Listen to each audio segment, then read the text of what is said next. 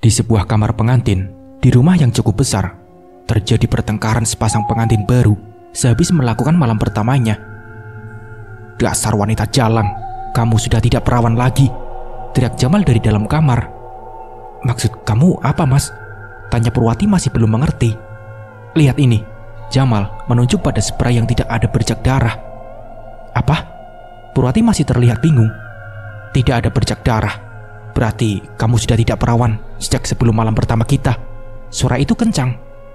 "Astaga, Mas, kenapa ucapan seperti itu bisa keluar dari mulutmu? Aku tidak sehina seperti yang kamu bayangkan, Mas." Suara Purwati bergetar. Bulir-bulir bening mulai jatuh membasahi pipi. Purwati kemudian terisak. Kejadian itu terjadi pagi-pagi sekali. Keributan yang membuat orang-orang di rumah itu bingung dan bertanya-tanya apa yang sedang terjadi pada mereka. Jamal keluar dari kamarnya. Beberapa anggota keluarga sudah berkumpul di ruang tamu. Posisi kamar dekat dengan ruang tamu. "Ada apa toh? Pagi-pagi sudah ribut?" tanya Ibu Jamal. "Lihat ini, Bu, tidak ada bercak darah." Jamal memperlihatkan spray yang ia tarik paksa dari dalam kamar. Sementara Purwati masih menangis terseduh-seduh di kamarnya. Wajahnya ia benamkan pada kedua kaki yang ia peluk erat. "Jadi mantuku tidak perawan karena kamu? Lalu sama siapa?" tanya Ibu Jamal. "Tentu saja sama orang lain, Bu," kata Jamal masih dengan suara lantang. "Astagfirullah, jadi mantuku itu bukan orang baik-baik." Kini ayah Jamal mulai ikut bicara.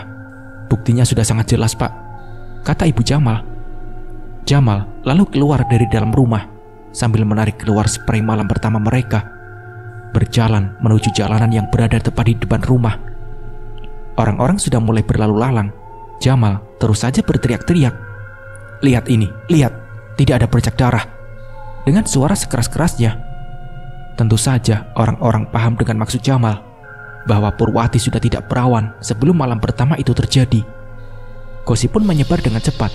Terlebih lagi, Jamal berjalan mengelilingi kampung sambil menyeret spray itu. "Tidak kusangka Purwati yang terlihat polos ternyata sudah tidak perawan sejak sebelum menikah," ucap ibu-ibu yang sudah bergerombol. "Kasihan ya Jamal, dia mendapat istri yang jauh lebih buruk dari seorang pelacur. Pelacur melakukan itu karena uang. Purwati melakukan itu mungkin karena gatal." "Iya, tidak kusangka." Jamal terus berkeliling kampung sambil berteriak-teriak. Spray itu akan ia tunjukkan pada semua orang yang berpapasan dengannya. "Yang sabar ya, Ma. Mungkin ini ujian dari Tuhan," kata seseorang yang ditemuinya di jalan. "Ini bukan ujian, tapi ini kebodohan karena telah menjadikan Purwati sebagai istri. Aku sangat menyesal." Jamal belum kembali. Sementara itu, di rumah keluarga Jamal, Purwati sedang menjadi bulan-bulanan keluarga Jamal.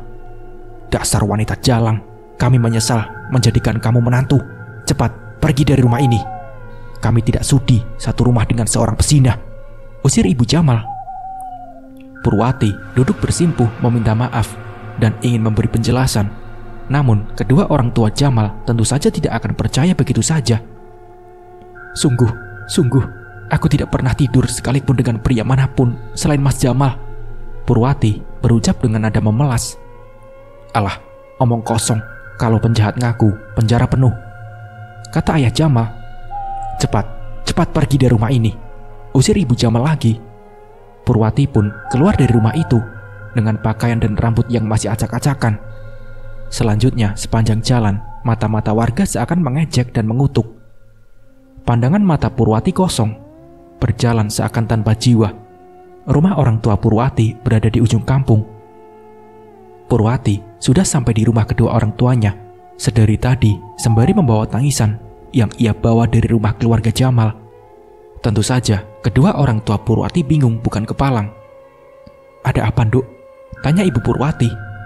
Purwati hanya bisa menangis, sebab ia bingung mau cerita dari mana. Setelah dibujuk berulang kali, akhirnya Purwati mau bicara. Sekarang, kedua orang tua Purwati sudah paham dengan apa yang terjadi pada anaknya itu. Tiba-tiba, dari depan rumah, terdengar riuh orang-orang yang entah datang sejak kapan. Purwati, keluar!" teriak seseorang dari pintu depan. Kedua orang tua Purwati pun keluar. lalu mengedarkan pandangan ke halaman di mana sekarang sudah banyak orang di depan rumah mereka. "Ada apa ini ramai-ramai?" tanya ayah Purwati. "Mana Purwati?" tanya Jamal. "Iya, ini ada apa?" tanya ayah Purwati lagi. "Suruh dia keluar," bentak Jamal. Ibu Purwati kembali ke dalam rumah, lalu kembali sembari menggandeng anaknya. "Mulai saat ini, kamu bukan lagi istriku. Aku ceraikan kamu saat ini juga," teriak Jamal. "Mas, tolong percaya sama aku. Kamu itu suamiku. Siapa lagi kalau bukan kamu yang percaya sama aku?" ucap Purwati terseduh-seduh. "Justru aku adalah orang yang paling tidak percaya sama kamu," teriak Jamal lagi. "Dasar perempuan jalang, kami minta ganti rugi buat pengeluaran yang harus kami keluarkan buat pernikahan ini," pekik ibu Jamal. Ayah Purwati menghela napas pasrah. "Berapa?" tanya ayah Purwati. 50 juta, kata ayah Jamal. "Ah, apa? Berapa?" tanya ibu Purwati seakan ia salah dengar. 50 juta, bentaknya. "Banyak sekali," kata ayah Purwati. "Ini juga sebagai ganti rugi karena nama baik keluarga kami yang ikut tercoreng karena pernikahan ini. Kami tidak punya uang sebanyak itu," ucap ayah Purwati. "Enggak, kami tidak mau tahu. Kalau tidak, kami akan bawa kasus ini ke polisi," ancam ayah Jamal. "Baiklah, akan kami usahakan," jawabnya. "Kami tunggu, jangan terlalu lama, sebab kesabaran kami ada batasnya." Mereka pun membubarkan diri pulang ke rumah masing-masing. Purwati langsung berlari masuk ke dalam kamarnya. Purwati terus menangis di dalam kamarnya. Ia sama sekali tidak menyangka nasibnya akan berakhir seperti ini. Kebahagiaan seakan-akan tercabut secara paksa hanya dalam sekejap. "Dok, buka pintunya," bujuk ibu Purwati sembari menahan tangis. Tidak ada jawaban, hanya isak tangis yang sedari tadi terdengar dari dalam kamar. "Dok, bapakmu mau ngomong sebentar," kata ibu Purwati lagi. Kini tangisan sudah tidak bisa ia tahan lagi.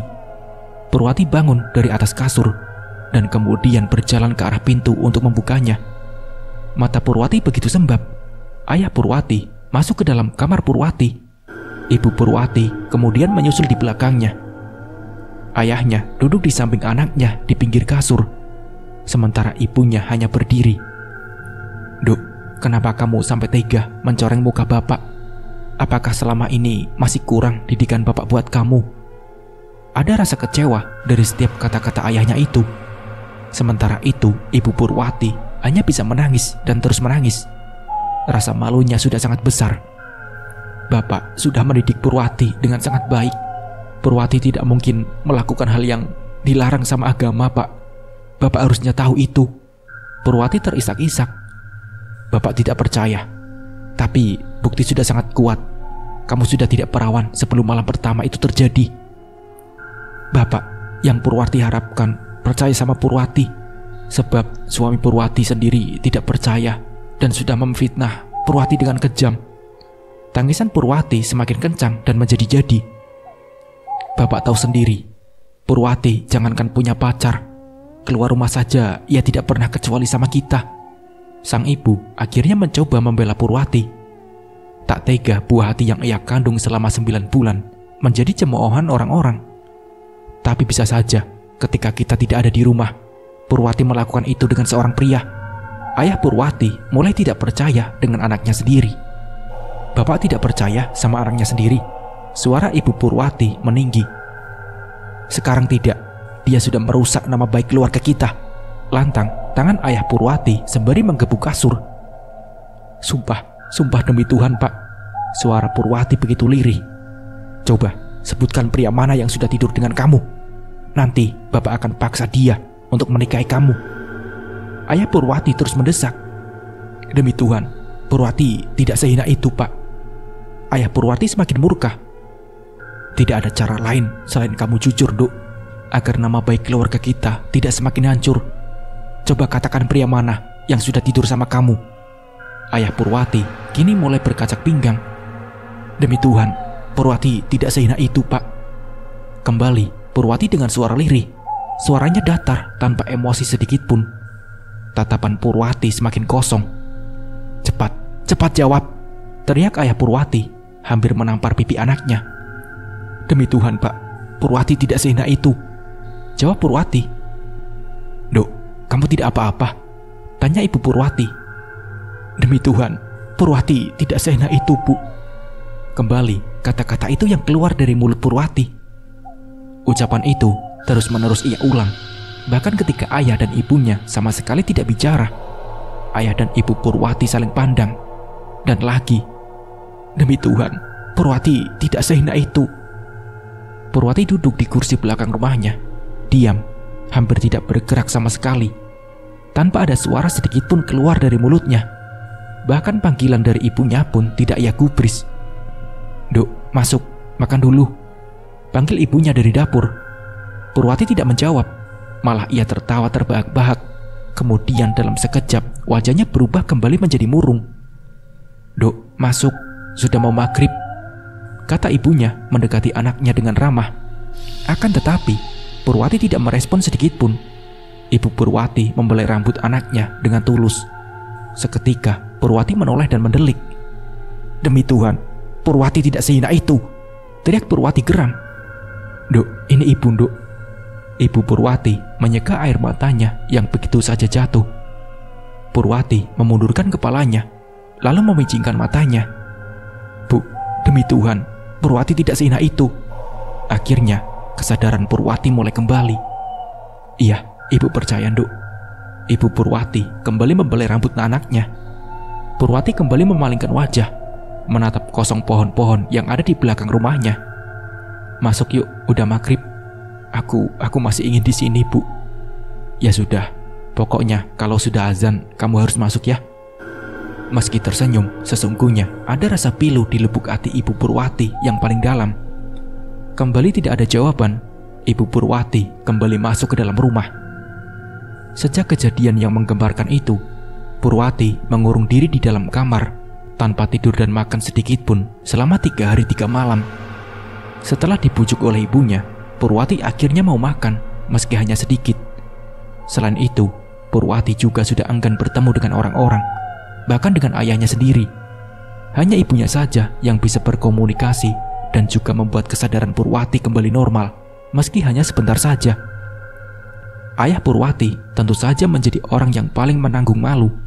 Sebagai kepala keluarga, ia dianggap gagal mendidik anaknya dengan baik. Bahkan beberapa warga sudah tidak mau lagi berurusan dengan keluarga Purwati. Sial, semua orang sekarang tidak ada yang mau memberi pekerjaan pada bapak.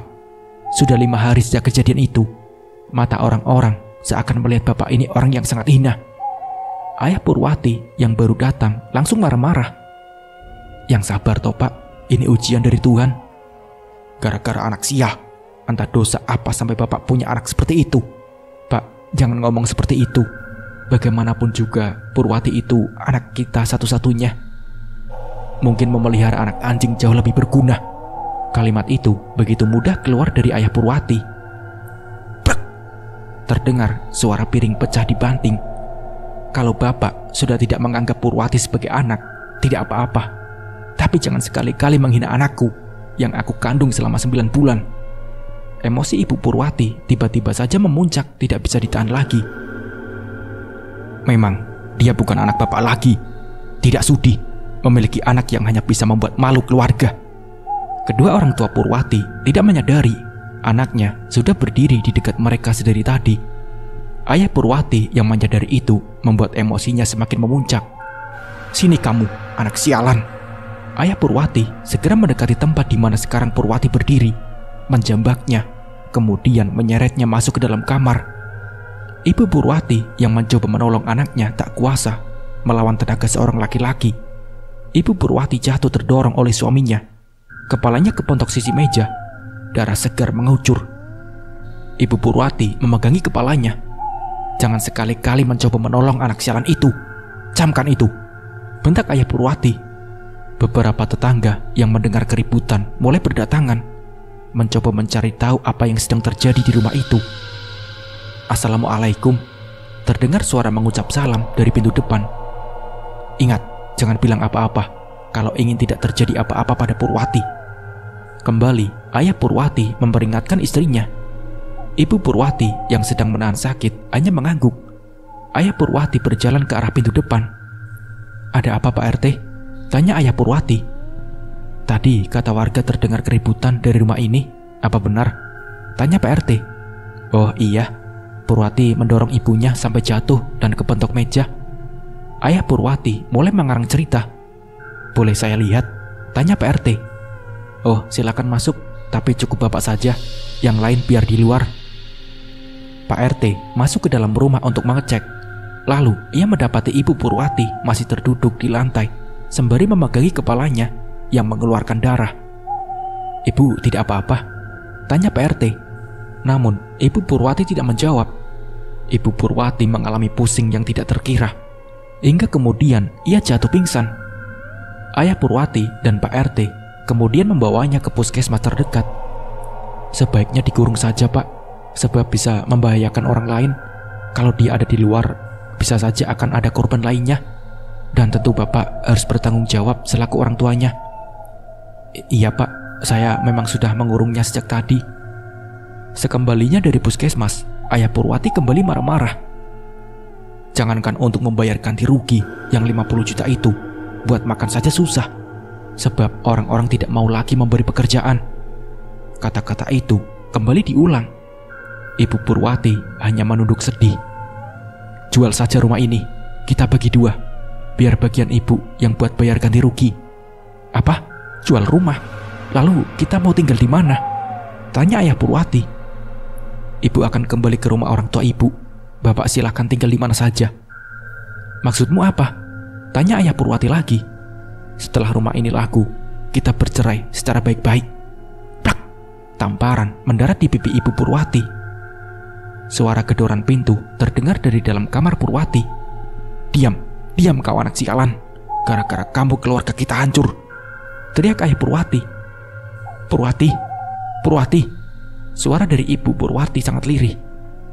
Kembali suara gedoran pintu terdengar. "Anak kurang ajar!"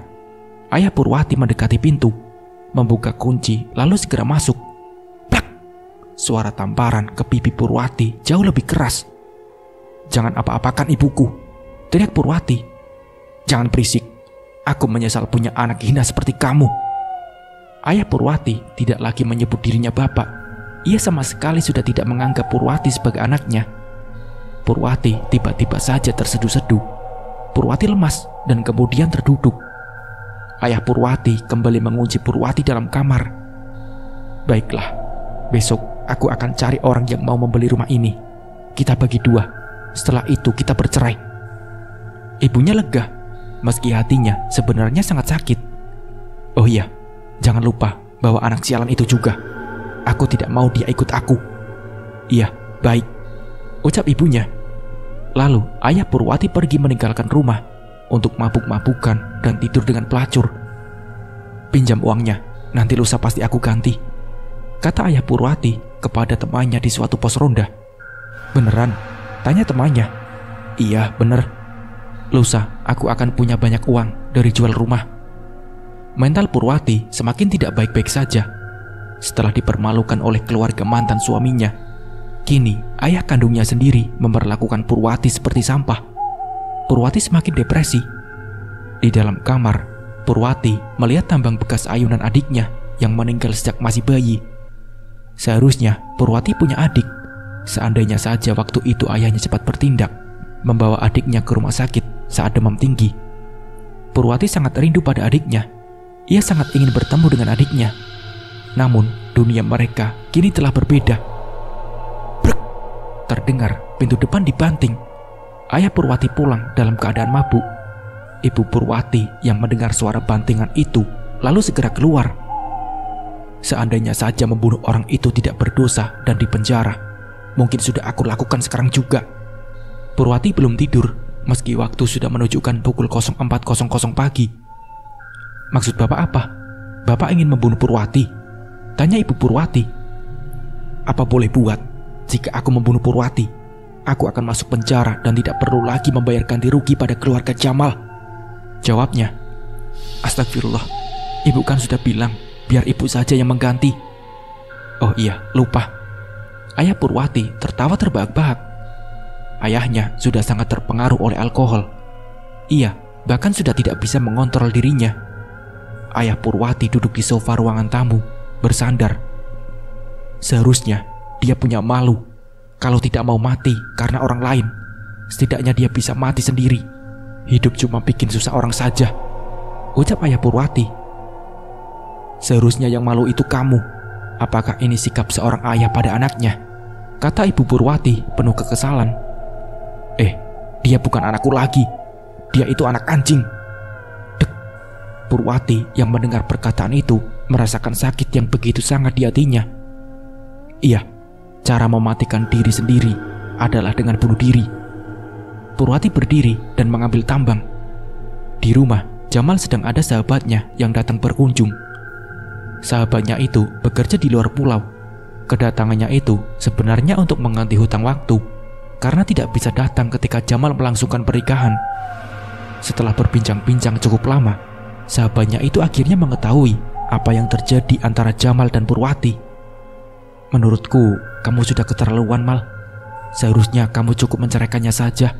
Tidak perlu mempermalukannya juga, kata sahabat Jamal itu. Perempuan seperti itu wajib dipermalukan. Buat pelajaran perempuan-perempuan lain, Jamal memberi alasan. Aku kenal dengan baik siapa itu Purwati. Aku yakin dia perempuan baik-baik. Ibunya juga keturunan orang baik. Meski ayahnya bukan orang baik. Iya, tentu saja sifat tidak baik itu menurun pada Purwati. Tapi Purwati itu baik seperti ibunya, Mal. Kamu cuma temannya, aku mantan suaminya. Jadi aku lebih tahu, jawab Jamal. Keduanya kini saling diam, kembali fokus pada permainan yang sedang mereka mainkan. Setelah diam beberapa detik, sahabat Jamal kembali membuka obrolan. Mal, sebaiknya kamu minta maaf sama Purwati. Berpisah itu boleh saja, asal dengan cara baik-baik. Jangan dengan cara seperti ini. Yang dia lakukan pada keluargaku itu tidak baik. Nama baik keluargaku jadi hancur. Tak terasa, nada bicara Jamal meninggi. Bagaimana dengan nama baik keluarganya? Tanya sahabat Jamal, lalu melanjutkan. Apa kamu tidak memikirkan itu? Itu karena ulah dia sendiri yang menyepelekan keperawanan. Kalau memang benar dia masih perawan gimana? Tanya sahabat Jamal lagi. Buktinya tidak ada bercak darah. Tidak ada bercak darah yang keluar, bukan berarti dia tidak perawan. Masa kamu gak tahu sih? Jelas sahabat Jamal. Jamal pun mulai mencari informasi di Google. Bukan karena rasa penasaran, tetapi hanya sekedar menghargai sahabatnya itu. Jamal mulai fokus membaca satu persatu artikel di internet. Untuk sementara, permainan dengan sahabatnya itu berhenti sejenak. Setelah beberapa lama, iya benar, Jamal menggaruk-garuk kepalanya yang tidak gatal. Nah, kan? Jadi, tanya Jamal bingung. Jadi apa? Sahabat Jamal tentu saja tidak mengerti dengan apa yang Jamal maksud. Aku harus bagaimana? Tanya Jamal. Datangi rumahnya dan minta maaf. Aku malu. Malu kenapa? Sahabat Jamal terlihat kesal. Entahlah, tapi jujur, sekarang aku sedikit menyesal. Minta maaflah sekarang, sebelum terlambat. Jamal memalingkan pandangannya ke arah jalan. Ia seperti sedang berpikir. Kamu mau mengantar? Tanya Jamal. Ya elah, Jamal, gak berani datang sendiri. Tanya sahabat Jamal dengan nada sedikit mengejek. Nanti besok pagi deh, kamu antar aku ya. Jamal terus mendesak. Iya. Terima kasih ya. Cepat jalan, bagi sahabat Jamal. Jalan kemana? Lah, kan kita lagi main catur. Iya, lupa, jawab Jamal. Kedua sahabat itu pun kembali melanjutkan permainan caturnya. Malam ini, mereka berdua begadang sembari mengingat masa-masa yang dulu ketika mereka masih remaja. Jam berapa? Tanya sahabat Jamal. Jam 3. Pantesan sepi banget. Udara malam mulai berembus semakin dingin, seakan menembus sampai ke tulang-tulang mereka. Kamu merinding gak? Tanya Jamal. Iya, sedikit. Lolongan anjing terdengar saling bersahutan pada suatu jarak. Suara-suara gagak terdengar sayup-sayup di ujung sana. Semua terjadi seperti sebuah pertanda. Ada apa ya? Gumam Jamal.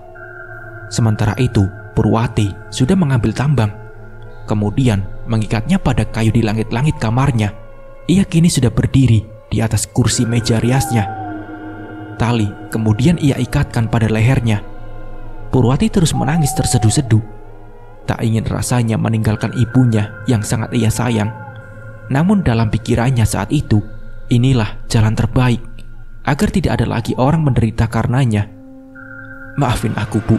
Maafin aku, belum bisa membalas semua jasa-jasa ibu. Selamat tinggal, Bu. Kaki Purwati sudah tidak lagi menginjak kursi, melayang, menendang-nendang udara. Lidahnya menjulur, napas terakhirnya pun tertanggal sudah. Pagi-pagi sekali, Jamal dan sahabatnya berniat menuju rumah Purwati. Sebenarnya Jamal masih sedikit gengsi jika kedatangannya itu diketahui oleh orang-orang. Apalagi kalau mereka tahu bahwa kedatangan Jamal untuk meminta maaf. "Assalamualaikum," ucap sahabat Jamal. Jamal terlihat malu-malu. Wajahnya sedikit ia tundukkan, tidak setegak saat ia mempermalukan Purwati. "Waalaikumsalam," jawab Ibu Purwati. Melihat Jamal ada di depannya, Ibu Purwati pun ikut menunduk. "Maaf, Bu, Purwatinya ada?" tanya sahabat Jamal. Ada," Ibu Purwati menjawab sedikit tergagap.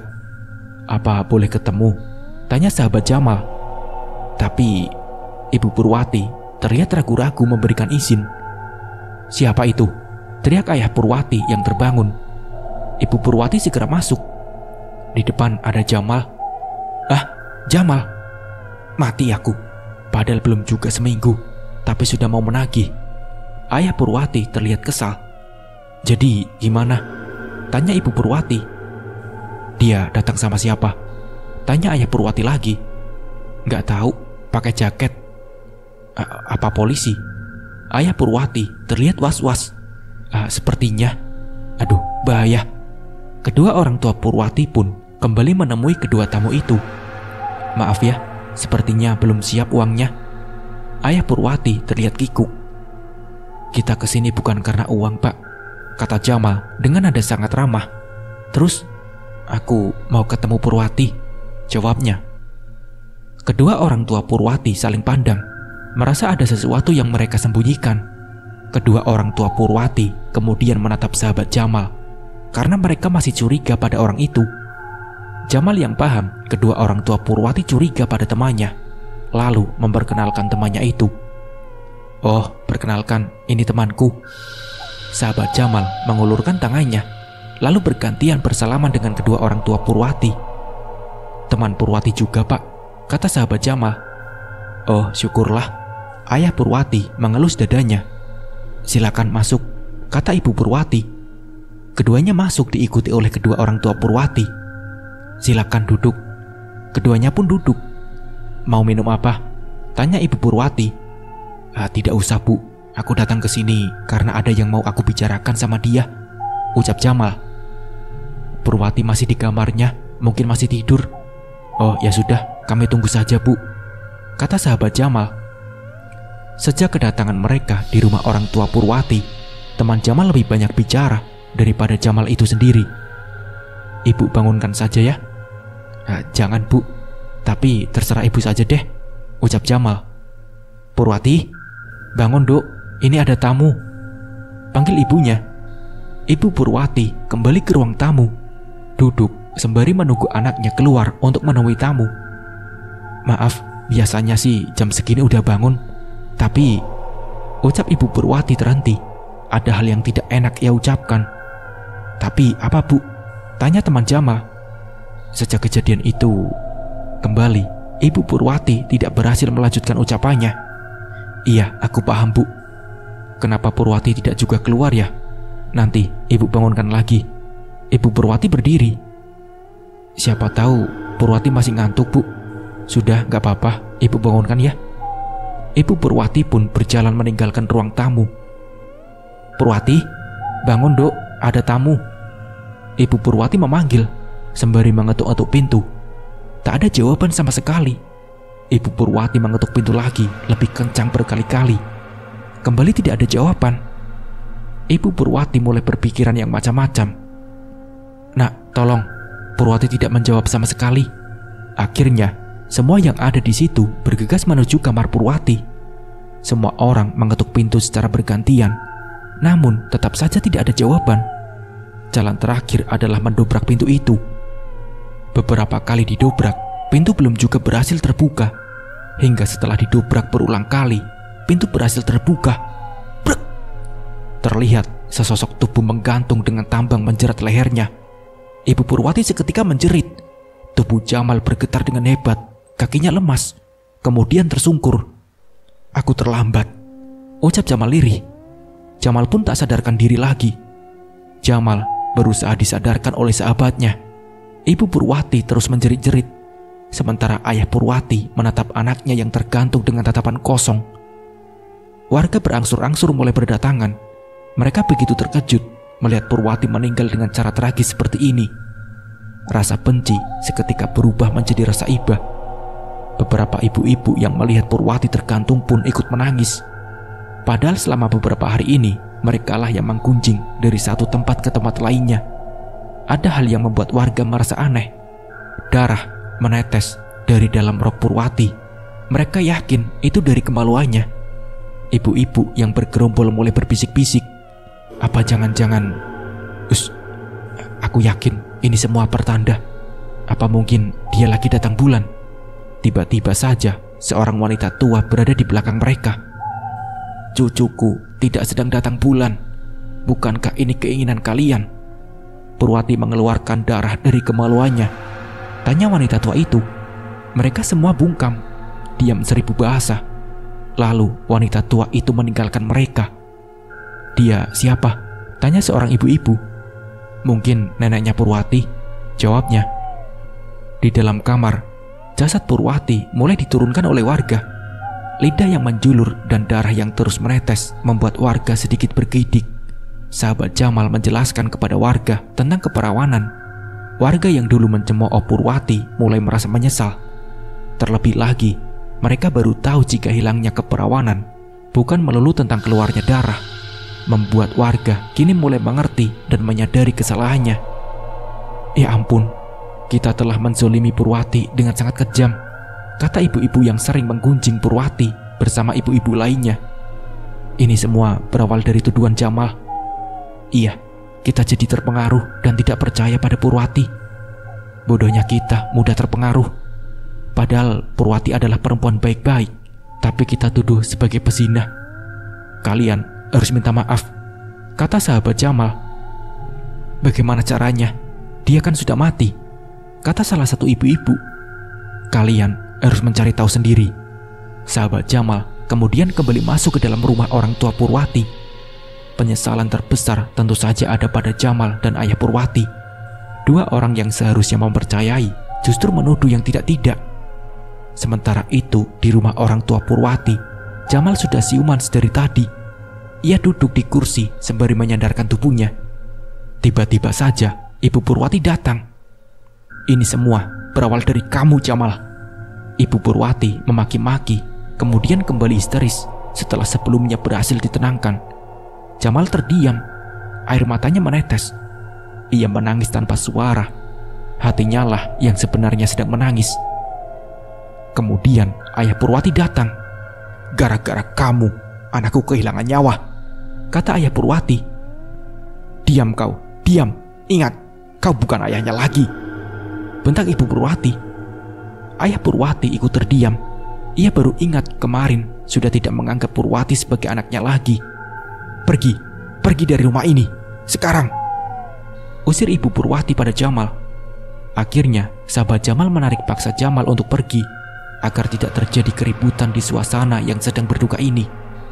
"Kamu juga, pergi," teriak Ibu Purwati, sembari menunjuk suaminya. Warga yang melihat Jamal, kini mulai merasa muak dan jijik. Akibat dari fitnah Jamal, satu orang yang tidak bersalah harus kehilangan nyawa.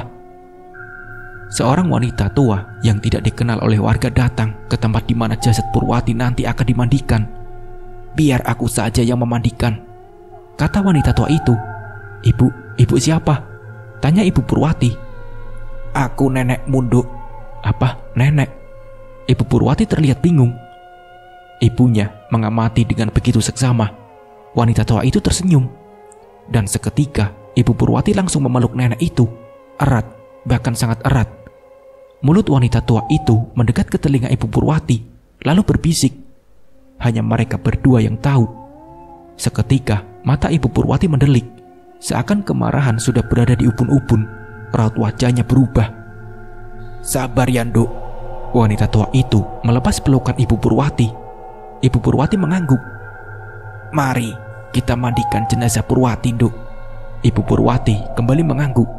Hanya mereka berdua yang memandikan jenazah Purwati. Sementara yang lainnya hanya berada di luar kain penutup.